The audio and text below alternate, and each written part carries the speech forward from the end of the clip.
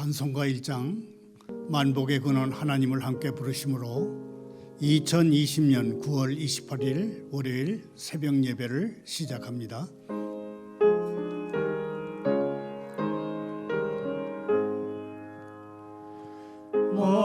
만복의 근원 하나님 온 백성 찬송 드리고 저 천사여 찬송하세 찬송 성부 성자 성령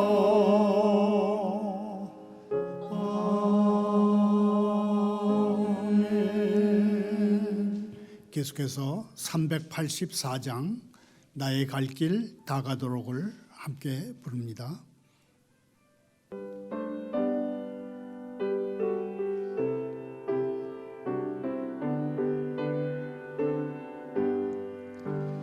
나의 갈 길 다 가도록 예수 인도하시니 내 주 안에 있는 긍휼 어찌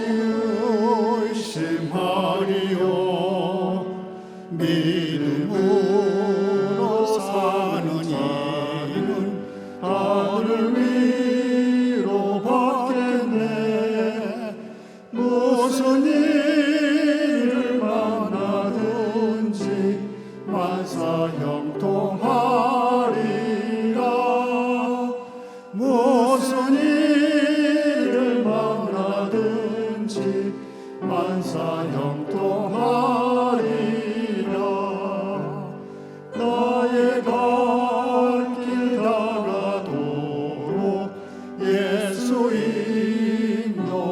인도하시니 어려운 일 당할 때도 족한 은혜 주시네 나는 심히 고단하고 영원 매우 가라 나의 앞에 반석에서 샘물 나게 하시네 나의 앞에 반석에서 샘물 나게 하시네 나의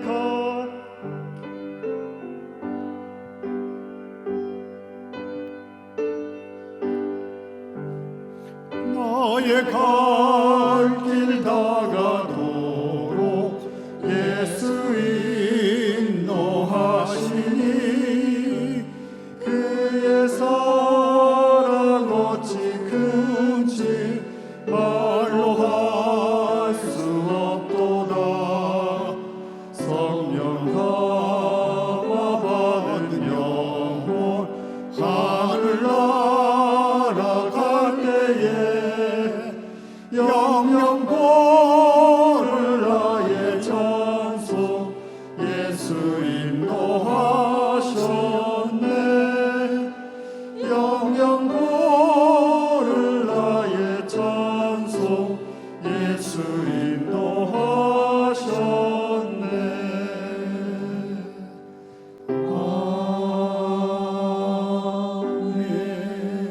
아멘. 오늘 새벽에 하나님의 말씀은 예레미야서 38장 1절부터 13절까지입니다. 교독합니다. mat단의 아들 스바디아와 바스울의 아들 그다리아와 셀레미아의 아들 유갈과 말기야의 아들 바스훌이 예레미야가 모든 백성에게 이르는 말을 들은즉 이르기를 여호와께서 이와 같이 말씀하시되 이 성에 머무는 자는 칼과 기근과 전염병에 죽으리라. 그러나 갈대아인에게 항복하는 자는 살리니 그는 노량물을 얻음같이 자기의 목숨을 건지리라. 여호와께서 이와 같이 말씀하시니라. 이 성이 반드시 바벨론의 왕의 군대의 손에 넘어가리니 그가 차지하리라 하셨다 하는지라. 이에 그 고관들이 왕께 아뢰되 이 사람이 백성의 평안을 구하지 아니하고 재난을 구하오니 청하건대 이 사람을 죽이소서.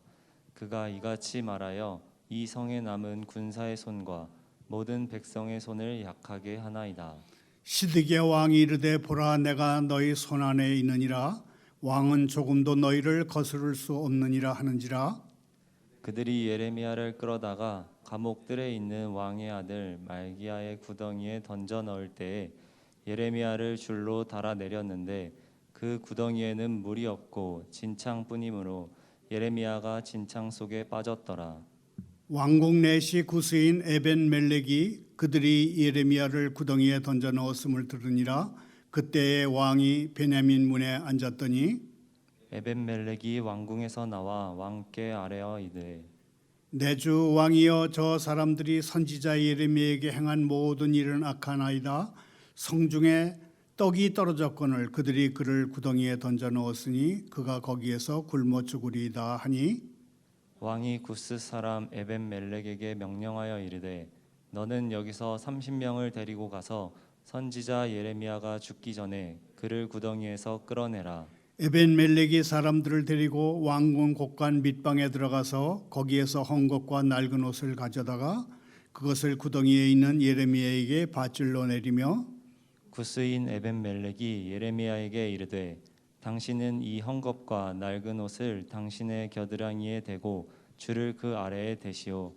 예레미야가 그대로 하매 그들이 줄로 예레미야를 구덩이에서 끌어낸지라. 예레미야가 시위대 뜰에 머무르니라. 아멘. 하나님 아버지, 예레미야 선지자는 구덩이에서 진흙탕에 빠졌을 때에도 확고하게 말하며 흐트러지지 않았나이다. 저희를 진실하게 만드는 것은 저희가 살아가면서 얻는 위치나 상태나 신분이 아니라 하나님의 말씀입니다. 주님의 은혜로 끌어올릴 수 없을 만큼 깊은 구덩이는 없나이다. 어떤 거부를 당해도 주님의 위로는 저희를 회복시킵니다. 어떤 협박을 받아도 주님의 약속으로 저희의 믿음은 굳건해집니다. 예수님의 이름으로 기도하옵나이다. 아멘. 어떤 성경학자들은 예레미야 선지자가 예루살렘에 머문 마지막 몇 년 동안 그가 오랫동안 당한 고난을 가리켜서 예수님이 십자가를 지시고 걸어가신 처형지 골고다까지의 길과 같다, 그렇게 비유를 합니다. 선지자 예레미야가 당한 정당하지 못한 체포, 거짓 고발, 위협을 느낀 지도층의 악의, 하나님의 종을 풀어주기 위한 권력자와 한 사람의 결탁, 하나님이 진리 외에 그 밖의 것은 어떤 것도 말하지 않겠다고 하는 확고한 거절, 그리고 죽음으로 가는 느리고 끔찍한 과정, 이런 게 예수님이 골고다까지 가시는 마지막 순환의 길과 비슷하다는 겁니다. 그러나 한 가지 중요한 차이가 있습니다. 겟세마네 동산에서 아버지 하나님과 함께 기도의 싸움에서 승리하신 예수님은 그 어떤 사람들, 인간 체포자나 처형 집행자에게 풀어달라거나 고난을 가볍게 해달라고 요구하지 않으셨습니다. 그러나 예레미야는 그렇게 했습니다. 하지만 예레미야가 직접 자신의 구명운동을 벌인 것이 아니고 다른 사람, 어떻게 얘기하면 하나님이 보내신 사람, 왕실에 이름 없는 내시가 예레미야의 생명을 구하기 위해서 노력했습니다. 오늘 성경 본문에는 두 부류의 사람이 등장합니다. 한 부류의 사람은 예레미야 선지자를 죽이려는 유다 왕의 고관들입니다. 그리고 다른 한 부류는 예레미야 선지자를 구하려는 정치적으로 거세된 이름 없는 넷입니다. 이 두 부류 사람들 사이에서 주장과 사실이 충돌합니다. 의견과 팩트가 충돌하는 것입니다. 주장은 기득권을 지키려는 왕실 고관들이 꾸며낸 말이고, 사실은 공공의 이익을 지키려는 한 개인의 증언입니다. 힘의 크기, 권력의 크기로 보나 수적으로 보나 기득권을 지키려는 사람들이 훨씬 강하고 많습니다. 하지만 당연한 결과로 사실이 이깁니다. 예레미야는 구출돼서 보호를 받습니다. 사실 뒤에는 그를 돕는 분이 계시기 때문입니다. 1절에 보면 왕의 측근 실력자들이 예레미야 선지자의 예언을 듣습니다. 예레미야의 예언인즉 이 성 안에 버티고 있다가는 칼에 맞아 죽거나 굶어 죽거나 병들어 죽는다는 것입니다. 그렇지만 나가서 바벨론 군에 항복하면 살 수 있다는 것입니다. 이 예언을 왕의 측근들도 들었습니다. 문제는 왕의 측근들이 이 예언을 사실로서가 아니라 정치적으로 자기 중심적으로 해석했다는 데 있습니다. 이 장면에서 우리가 깨닫는 것은 모든 사람에게 전해지는 복음의 내용은 똑같다는 것입니다. 복음의 내용은 살아계신 하나님과 예수님의 속죄 그리고 부활입니다. 이 복음에 대해서 하나님이 원하시는 해석과 반응은 죄를 고백하고 죄 때문에 아파하는 마음입니다. 그런데 어떤 사람들은 자기들에게 득이 될 것인지 해가 될 것인지와 자기들이 처한 상황에 따라서 복음 해석의 기준을 달리합니다. 이런 사람들은 절대로 하나님이 원하시는 바 과거의 생활을 뉘우쳐 고치고 신앙의 눈을 뜰 수가 없습니다. 회심할 수가 없다는 얘기입니다. 4절에 보면 왕의 측근 고관들은 선지자 예레미야가 평안이 아닌 재난을 구한다고 주장하면서 왕에게 예레미야를 죽여야 한다고 청원합니다. 왕 곁에 있는 실권자들의 이런 고발은 선지자에 대한 모함일 뿐입니다. 선지자는 재앙이 아니라 유다와 예루살렘이 살 길을 제시했던 것입니다. 고관들이 오히려 유다와 예루살렘이 철저히 파괴되는 길로 달려나간 것입니다. 그것도 앞장서서. 고관들은 예레미야가 죽어야 한다는 것을 청원하면서도 예레미야 선지자의 피를 자신들의 손에 직접 묻히려 하지 않았습니다.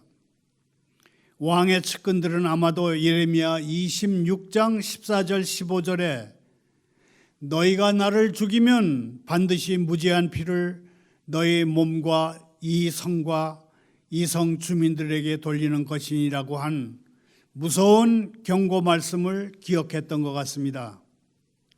고관들에게 예레미야를 통해서 말씀하시는 하나님도 그들에게는 중요하지 않았던 것 같습니다. 오늘날 우리의 현실 정치에서 뼈저리게 느껴지는 것처럼 당시에 유다 왕과 왕실 소속 고관들에게도 하나님과 하나님의 말씀은 그리 중요한 문제가 아니었습니다. 그들에게는 오로지 자리를 지키고 이권을 유지하는 것이 바로 눈앞에 다가온 멸망과 심판보다 중요했습니다. 5절 6절에 보면 선지자 예레미야는 또다시 죽음의 위험에 빠졌습니다. 왕은 악독한 짓을 하는 고관들에게 예레미야를 넘겼고 그들은 선지자를 곧바로 죽이지 않고 구덩이에 던져 가뒀습니다.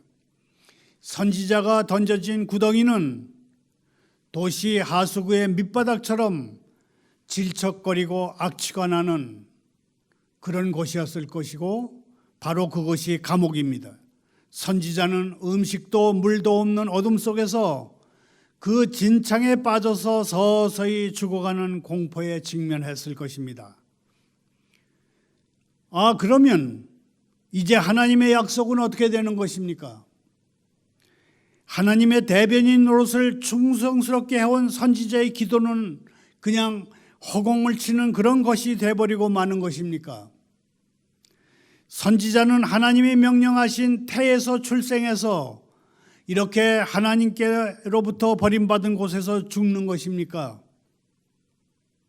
아마 예레미야는 깊은 바다에 빠진 요나의 기도를 생각했을지 모릅니다. 요나처럼 내가 산의 뿌리까지 내려가 싸우며 땅이 그 빗장으로 나를 오래도록 막아 싸우니 나의 하나님 여호와여 주께서 내 생명을 구덩이에서 건지셨나이다 그랬을까요? 하지만 현실은 냉혹합니다. 물웅덩이는 거기 빠진 사람을 토해내지 않습니다. 예레미야는 시편 88편의 시인보다 더 긴급하게 간구했을 것입니다. 주께서 나를 깊은 웅덩이 어두운 곳 침침한 데 두셨사오며 주의 노가 나를 심히 누르시고 주의 모든 파도로 나를 괴롭게 하셨나이다. 셀라. 예레미야에게 깊은 웅덩이와 어두운 곳은 결코 비유가 아니라 현실입니다. 자신을 집어삼키는 공포였습니다. 예레미야가 무슨 내용으로 기도했든지 간에 하나님은 1장 8절에서 하나님이 하신 약속을 기억하셨습니다. 1장 8절입니다. 너는 그들 때문에 두려워하지 말라. 내가 너와 함께하여 너를 구원하리라. 하나님의 구원은 미리 생각하지도 기다리지도 않은 곳에서 바로 그 장소에 있던 넷이 에벤멜렉에게서 왔습니다. 마침내 에벤멜렉이 등장합니다. 에벤멜렉이라는 이 이름은 고유명사가 아닙니다. 단순히 왕의 종을 뜻하는 일반 명사입니다. 고유한 이름은 없고 그냥 왕에 가까운 존재, 무명, 종이라고 불리는 거 봐서 이 사람은 공식 석상에서는 이름이 없는 사람이었던 것 같습니다. 무명의 존재였던 것 같습니다. 존재감이 거의 없는 사람이었습니다. 그런데 이 사람이 하나님의 대변인, 하나님의 종을 구하는 특별한 대열에 합류합니다. 성경에는 종종 이 내시처럼 엘리야의 생명을 구한 사렙다의 과부처럼 무명의 사람들이 등장합니다. 아벤멜렉은 구스 출신의 아프리카 흑인이었습니다. 구스는 이집트 남쪽에 있는 중요한 왕국을 가리킵니다. 요즘은 에티오피아라고 말하는 사람들도 있습니다. 에벤멜렉은 여러 면에서 놀라운 인물입니다. 다른 고관들이 행한 일에 대해서 홀로 불의를 못 참고 분노를 일으킵니다. 또한 용기를 내서 공개적인 자리에서 왕에게 나갑니다.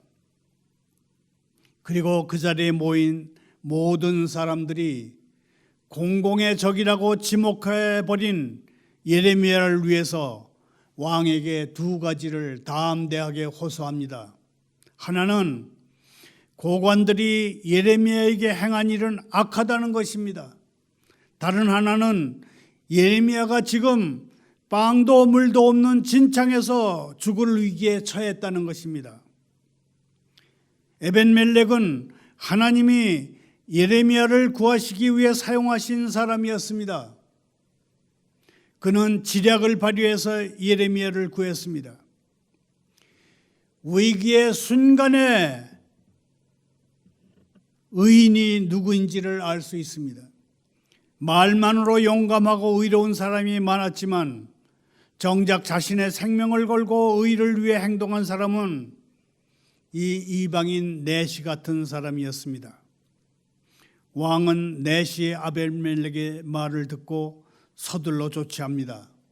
예레미야를 구출하기 위해서 병사 30명을 보내라고 했습니다. 몇 명만 보내면 예레미야를 구하지 못하고 저지당할 것으로 판단했던 것 같습니다. 예레미야는 국왕 경호실 뜰에서 보호를 받게 됩니다. 의로운 한 사람의 용기와 결단을 통해서 하나님의 대변인은 위험에서 벗어난 것입니다. 말을 맺습니다.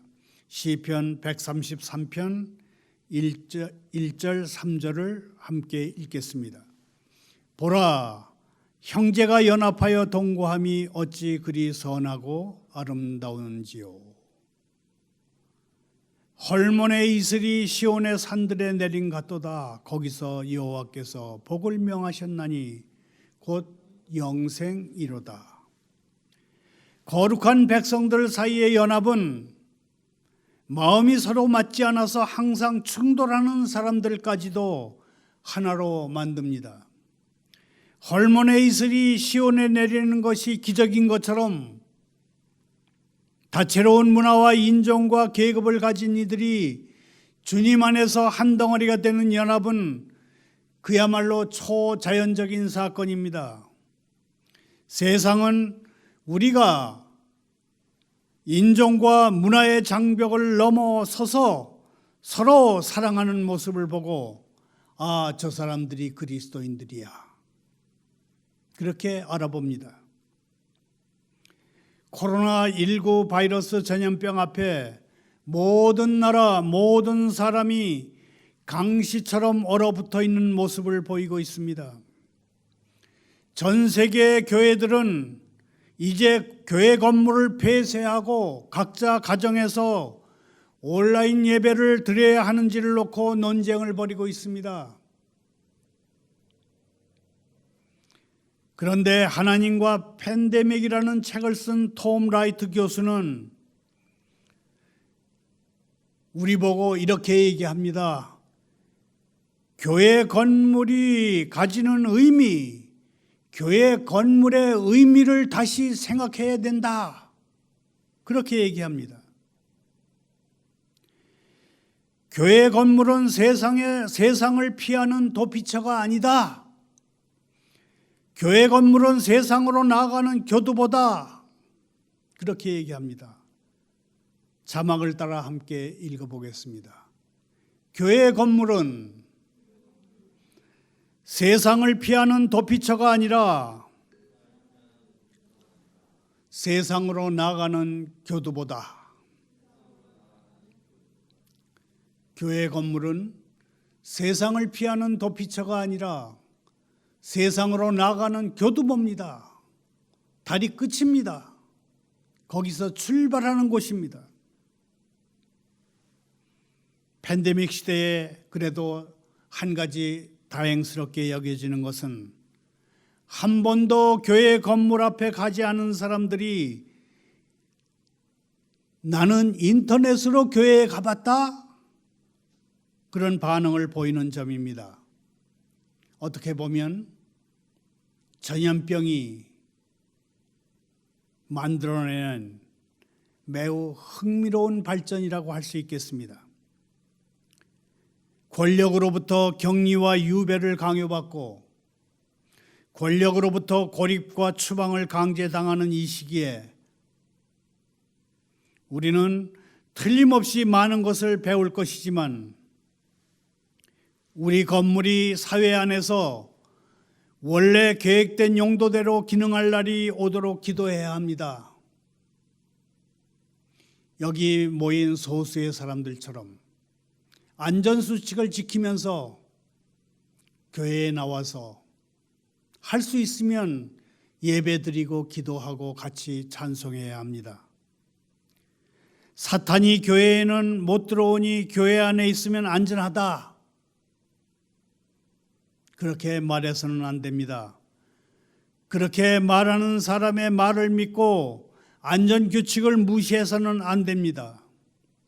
그런 말을 하고 그런 말을 믿는 것은 기독교 신앙의 먹칠을 하는 일종의 미신입니다. 우리는 코로나19 사태 이후에 다가올 시간을 어떻게 계획해야 할지, 정부에 어떤 압력을 넣어야 할지 그런 말을 할 위치에 있지는 않습니다. 하지만 교회와 국가 지도자들을 지켜보고 기다리고 그들을 위해서 기도하는 우리는 이 단식의 시기를 기도와 소망의 시간으로 활용해야 할 것입니다.